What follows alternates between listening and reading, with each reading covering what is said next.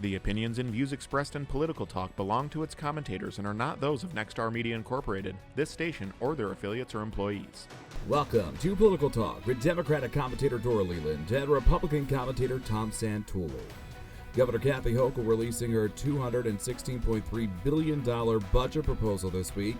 It includes money for pandemic recovery initiatives and property tax rebates for homeowners, as well as substantial spending increases on education and health care. But is it a good plan?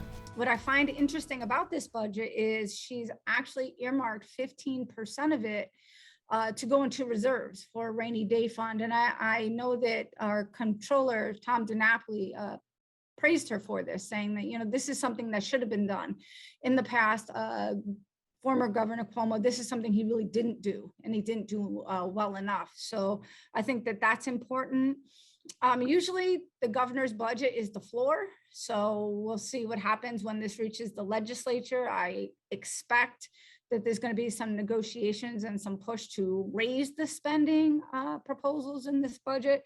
I think it's a very responsible budget. I think she says, she's focusing on the realistic and the possible, the doable.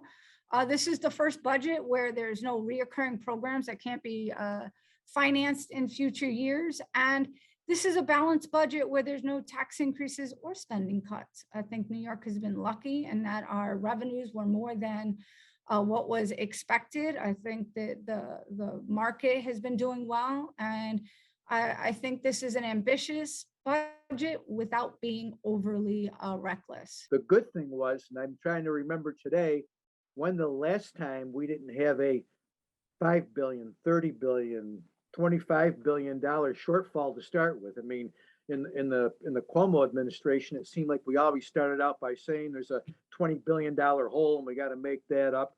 And I know a lot of it is tax revenues have been good. Sales tax revenues have been solid despite COVID. And there's also been a lot of federal money pumped into the states, especially in New York with COVID relief. We never talk about population loss. We do the state of the states and we do the budget, and they never talk about the fact that the state is declining in population. She said, if you read her text, that we need to do something to reverse the population loss in New York. We are leading the country in loss of population, and we've been doing it for almost 2 decades, and it's got to stop.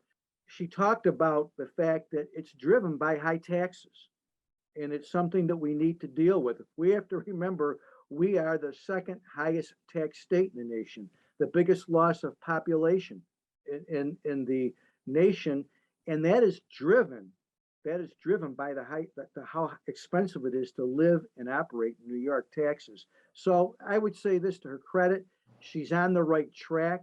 The problem always is the legislature never has enough money. That will do it for this edition of Political Talk. For the very latest edition of Political Talk and past episodes, simply log on to our website, mytwintears.com. I'm Zach Wheeler, and we'll be right back.